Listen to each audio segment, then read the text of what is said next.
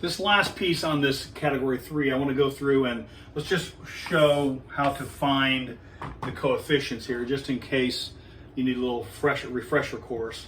I don't know if this is refreshing or not, but we're going to do a little refresher course.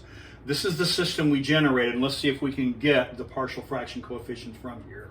On the previous video, I just assumed we did this, and then we worked through it, but I'll show you now, just in case it's a little sketchy, where the solution comes from. Well, number one, this last equation gives us immediately that a is equal to 2.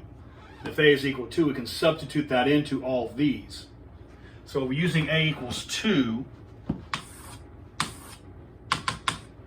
we can substitute that into these top 3 equations. If a is 2, then we have 2 plus b plus c. Subtract the 2 to the other side. This is 2, subtract the 2 to the other side. We have b plus c is equal to 1. I need a little more space there. Need another D column here. All right. Here, this was negative a. So if a is 2, this is negative 2. Negative 2. Add that to the other side. Negative 2, add to the other side.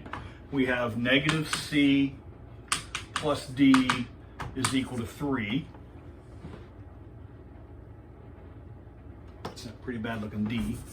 All right. And then here, a is 2. A is 2. So if a is 2, 4 times, this is 8. Subtract that to the other side. I have 4b minus d is equal to 1.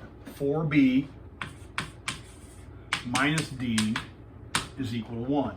So we've gone from a 4 system to a 3 system. All right?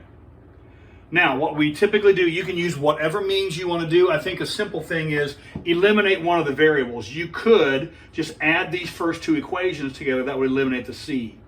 Or you could add these 2 equations together. That would eliminate the d. It doesn't matter which. Just pick them and go. I'm going to I'm going to add these 2 top equations together. Add these 2 equations together, and the c is going to vanish. So if you add these 2 top equations together, forget the bottom, just rewrite it.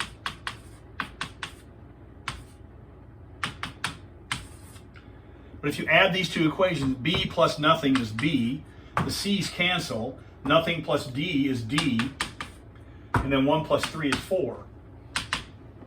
And so what happens is we have a 4 system, you combine it, get a 3 system, combine it, get a 2 system. It's just the same procedure you've been doing in basic algebra all along.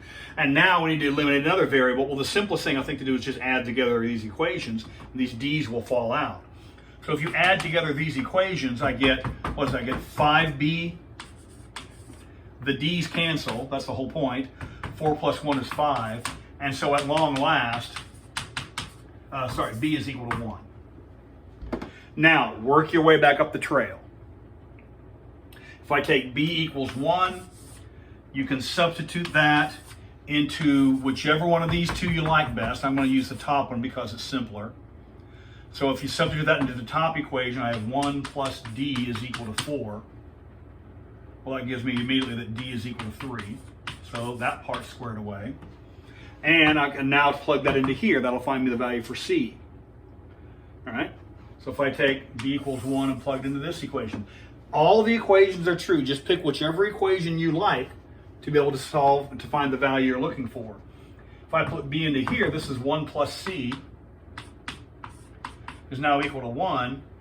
Well, that gives us that c is equal to 0. So our coefficients are a is 2, b is 1, c is 0, and d is 3. So in our partial fraction, that's how I got those coefficients earlier. And so I'm going to erase this. You can come back to see it if you like. And so our partial fraction decomposition was a over x plus b over x minus 1 plus cx plus d over x squared plus 4 dx. And now we substitute in the values. A was A was 2. I've erased it. A was 2. B is 1. C is 0. D is 3.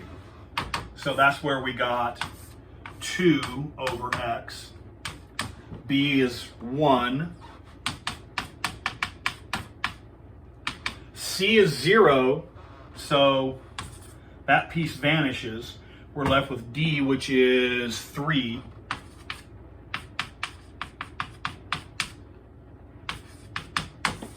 And that's where the integral comes from at the end of the previous video. So it's kind of scrabbled between two different videos, but when you solve these systems of equations, you can use whatever mechanism you know to solve an equation.